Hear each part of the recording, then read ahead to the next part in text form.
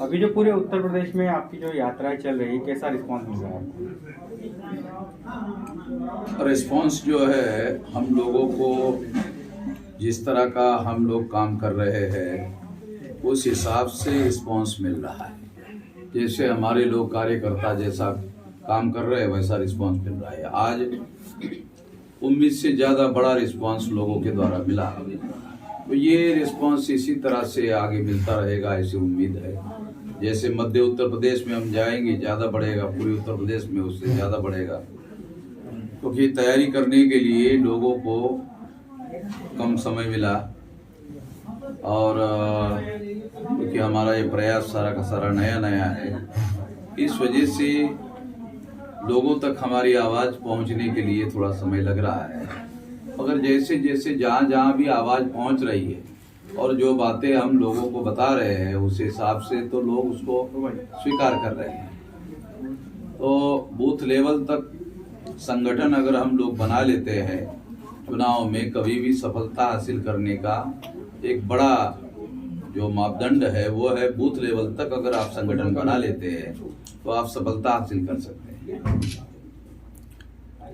कल पहले चरण का चुनाव हुआ, इस बारे में आप क्या कहना चाहते हैं? प्रधानमंत्री जी ने 9 तारीख को एक बयान दिया कि हमारी लहर चल रही है,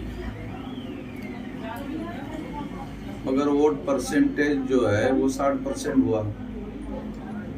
जब लहर चलती है किसी की तो 80% तक वोट लोग करते हैं, मगर जब वोट सारे पहले चरण में 60% हुआ तो प्रधानमंत्री ने 9 तारीख को कहा कि हमारी लहर चल रही है। तो ऐसा लगता है कि वो चुनाव के बाद ईवीएम में घोटाला करके चुनाव जीतने का प्लान बना रहे हैं और फिर कहेंगे हमने तो पहले कहा था कि हमारी लहर चल रही है। तो ये जो बयान प्रधानमंत्री का है, ये बयान ईवीएम के घोटाले के तरफ इशारा कर रहा है, ऐसा मुझे लगता है। योगी जी ने कल एक बयान दिया, वोटों का बंटवारा होगा तो उत्तर प्रदेश का केरल, कश्मीर या बंगाल हो सकता है, इस बारे में आप क्या कहेंगे? उनकी तो सारी राजनीति ही जो है, अगर हजारों सालों का इतिहास देखो तो ब्राह्मणवादी राजनीति तकसीम करने की, बांटने की राजनीति है। ब्राह्मणवादी लोगों ने ही इस देश के मूल्यवासी बहुजनों को 7000 जाति के टुकड़ों में बांटा।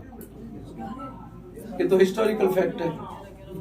वर्ण व्यवस्था उन्होंने बनाई, जाति व्यवस्था उन्होंने बनाई, अस्पृश्यता उन्होंने बनाई, घुमंतु जातियों को बहिष्कार उन्होंने किया, महिलाओं को दास उन्होंने बनाया, शूद्रत्व पिछड़े वर्ग पर थोपा,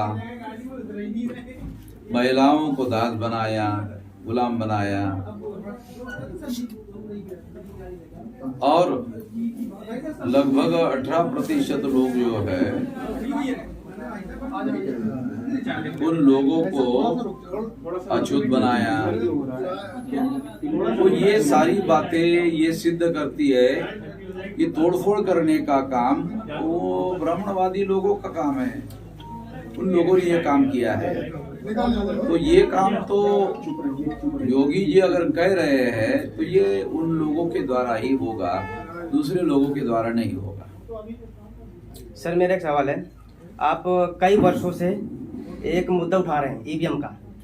10 फरवरी को कल के डेट में जो चुनाव हुए थे उसमें कई जगह पर ईवीएम को लेकर गड़बड़ी के मामले सामने आए, उस पर आप क्या कहना चाहेंगे?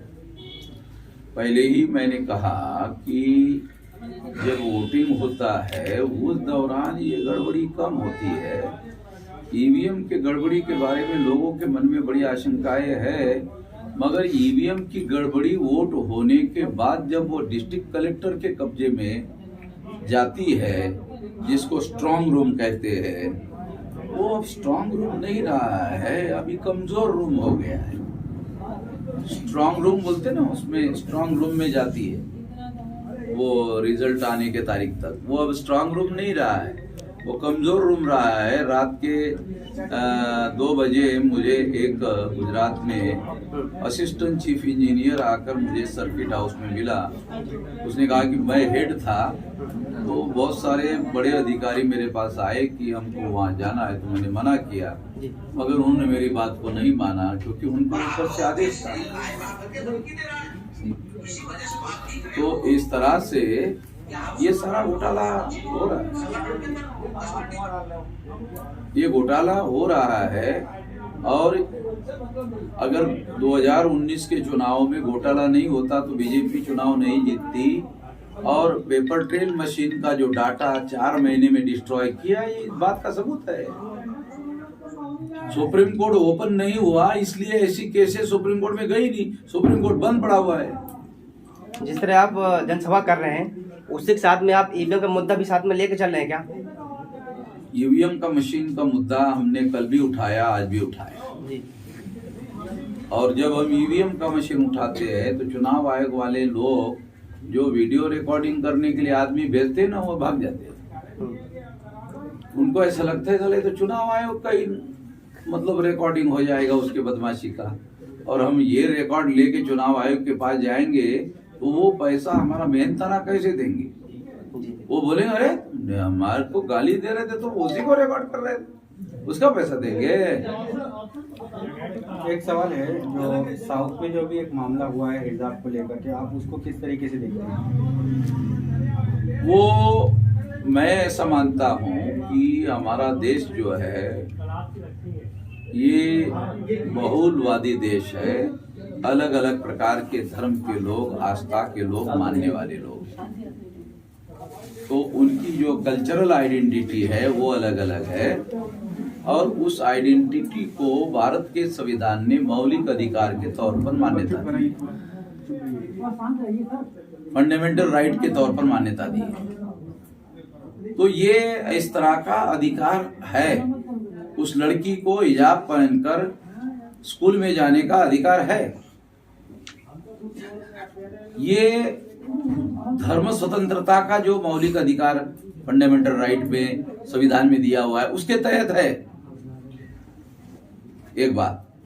दूसरा, एक लड़की के पीछे 200-400 लड़के लगना और उसको दौड़ाना, मैं इसे मर्दानगी का सबूत नहीं मानता हूं, गांडूगिरी का सबूत मानता हूं। एक लड़की है, उसके पीछे 200-400 लड़के दौड़ रहे हैं, ये मर्दानगी है? किस आधार पर कहा जाए ये मर्दानगी है? ऐसा तो नहीं कहा जा सकता। तो ये संविधान के अनुसार देश चलेगा या इस तरह की गुंडागर्दी करने वाले, सामूहिक रूप से गुंडागर्दी करने वाले लोगों के इशारे पर देश चलेगा? इसे नहीं माना जा सकता किसी भी हालत में। दूसरी बात, हाईकोर्ट के लोगों को जल्दी से सुनवाई करके इस पर फैसला करना चाहिए, वो काम का डिले करने का काम कर रहे हैं। उत्तर प्रदेश का चुनाव है और हिजाब का मामला उठाया है, तो इसका कोई कनेक्शन है? उत्तर प्रदेश के चुनाव के साथ ही ये जुड़ा हुआ मामला है, क्योंकि ये घटना 10 तारीख को वोटिंग होने के पहले की है। जरा आप तारीखों का कैलकुलेशन करो तो आपको पता चलेगा कि 10 तारीख को वोटिंग हो रहा है, ये उसके पहले की तारीख है, ये उसके पहले की हंगामा है। ये हंगामा उन्होंने यूपी में करने की कोशिश की, वो हुआ नहीं। तो कर्नाटक में बीजेपी की सरकार है, अगर मान लो थोड़ी देर के लिए कल्पना करो कि कांग्रेस की सरकार होती तो ऐसा कर सकते थे? नहीं कर सकते थे। या किसी और की सरकार होती तो कर सकते थे? नहीं कर सकते थे। एक तो ये उन्होंने हिंदू मुसलमान का भावना भड़काकर वोट लेने की कोशिश की, क्योंकि इन्होंने 4.5 साल तक जनता को जो वादे किए वो पूरे किए नहीं। वोट किस आधार पर मांगेंगे? वोट मांगेंगे किस आधार पर? कोई काम तो किया नहीं। तो इसलिए हिंदू मुसलमान का मामला खड़ा कर रहे हैं। मगर अब SC ST OBC के लोगों को ये समझ में आता है कि हमारे वोट जो है मुसलमानों के विरोध में भड़काकर वोट लेने के लिए ऐसा किया जाता है। और वोट लेने के बाद फिर उसी ओबीसी के जाति के लोगों की गिनती करने के लिए मना कर देते हैं।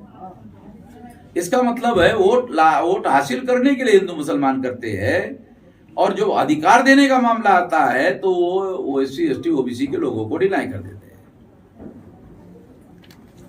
ये अब लोगों को, एससी एसटी ओबीसी के लोगों को अब ये बात समझ में आ रही है। पहले ये बात समझ में नहीं आ रही थी, अब ये समझ में आ रही है।